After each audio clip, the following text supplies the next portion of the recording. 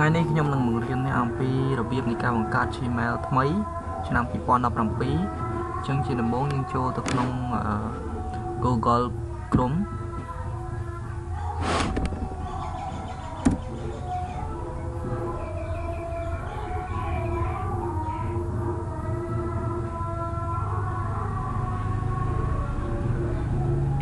យើងឃើញនេះនៅនេះ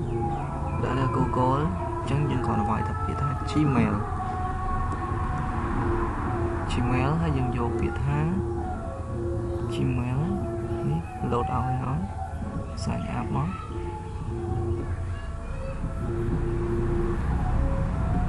create Gmail អូខេអញ្ចឹងនៅពេលនេះវា load ឲ្យហើយ create your Google account អញ្ចឹងដោយសារនៅខាងស្ដាំដៃនេះមានពាក្យថា sign in ដោយសារយើងអត់ទាន់មាន address របស់ Gmail ទេអញ្ចឹងខ្ញុំនឹងបង្កើតថ្មីជាដំបូងយើងឃើញ name យើងដាក់ឈ្មោះ first name ឈ្មោះតកូលលេខគេតែខ្ញុំដាក់ខ្មែរ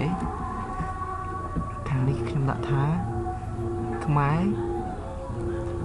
រស្រ័យអូខេអញ្ចឹងដល់នេះខ្ញុំដាក់ថាខ្មែររាយ choose your username អូខេអញ្ចឹងមានដោយសារមានអ្នកធ្លាប់កើតពាក្យហ្នឹងអញ្ចឹងវានឹង load ចេញឲ្យអញ្ចឹងឲ្យយើងជ្រើសរើសយើងពេញចិត្តមួយណាអូខេឬក៏ខ្ញុំដាក់ដោយសារវាពិបាកក្នុងការចាំអូខេ rise kh load ឲ្យទៀតអត់អូខេហើយមានទៀតអញ្ចឹងមានរាយខ្មែរ4អូខេរាយ KH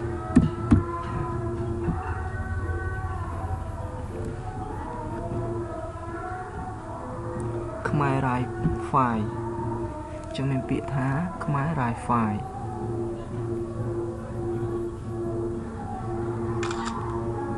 អូខេហើយបង្កើត password មកអូខេចំណុចនេះដាក់ password មកយើងជ្រើសរើស password ណាមួយដែលយើងពេញចិត្តហើយនឹងងាយស្រួលក្នុងការចាំ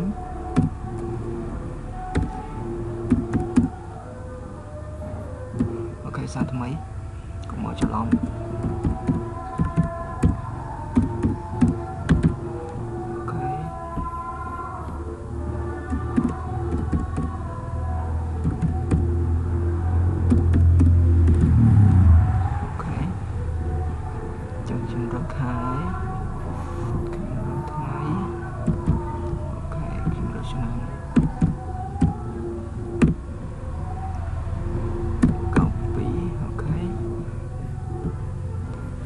page ដែល birth នេះគឺអានេះថ្ងៃខែឆ្នាំកំណើតមកយើងរើសមកហើយ gender នេះយើងរើស page មកហើយខាងនេះគឺយើងអាចដាក់លេខទូរស័ព្ទរបស់យើង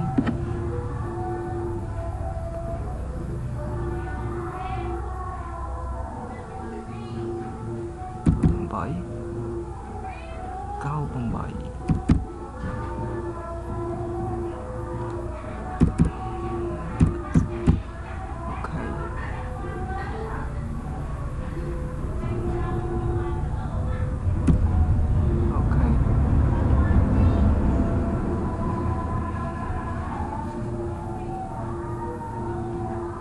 នេះកម្ពុជាអូខេអញ្ចឹងហើយគ្រាន់តែយើងចុចពាក្យថា next step ហើយវាចេញឲ្យយើងជ្រើសរើសអូខេខាងនេះយើងរើសយកពាក្យថា I agree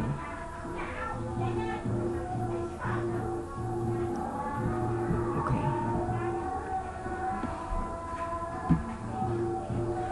អញ្ចឹងយកពាក្យថា continue ដើម្បីយើងបញ្ចូលលេខកូដរងចាំលេខកូដរហូតផ្ញើមកអញ្ចឹងលេខកូដចំនួន6ខ្ទង់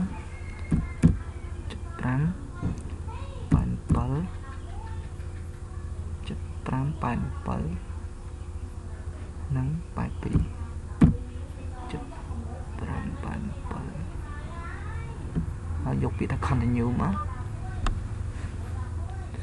ok ហើយខាងក្រោមនេះគឺពាក្យថា continue to Gmail ចឹងចុចកន្លែង continue to Gmail ខ្មែរ Wi-Fi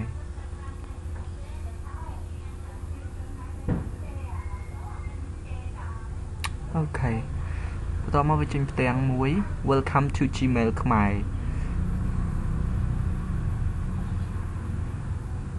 អូខេចឹងយកពាក្យថា next យកពាក្យថា next 2 ដងហើយយកពាក្យថា next 3 ដងយកពាក្យថា next ចឹងប្រភេទអ្វីដែលប្រើដូចជា tablet ដូចជាអីហ្នឹងគឺវាអាចប្រើបានទាំងអស់អូខេចឹងចុងក្រោយគឺ go to Gmail អូខេហើយនេះគឺជា Gmail របស់យើងដែលបានបង្កើតមិញហើយវានៅខាងស្ដាំដៃរបស់យើងនេះគឺជា account របស់យើងមានឈ្មោះថាខ្មែរ Rise ហើយនេះជា address របស់ Gmail នេះមក account ដែលយើងចង់បង្កើតនៅ Gmail ផ្សេងទៀតហើយដើម្បីងាយស្រួលគឺយើងត្រូវសាញ app សិនសាញ app បើសិនជាយើងមាន Gmail ហើយស្រាប់យើងចង់ add Gmail ហ្នឹង 2-3 ក៏បានយកពាក្យថា add account អូខេអញ្ចឹងរួចរាល់ហើយអត់មានអីទៀតទេអានេះជាឈ្មោះអូខេនេះខាងនេះគឺមានសម្រាប់យើងហើយនេះមាន inbox មាននេះ welcome ចែកមើលវាទៅអូខេនេះ Gmail របស់ Gmail វាផ្ញើមកឲ្យអូខេហើយនេះអូខេអានេះ share យើងអត់មានទេមាន send mail ក៏អត់មានព្រោះតែបង្កើតថ្មី drop mail ក៏អត់មានហើយនឹងមកមានច្រើនទៀតអូខេមាន spam មានអីទេនៅខាងនេះអូខេមាន chat មានអីដែរអញ្ចឹងការបង្កើត Gmail បានជោគជ័យហើយសង្ឃឹមថាយើងធ្វើបានទាំងអស់គ្នា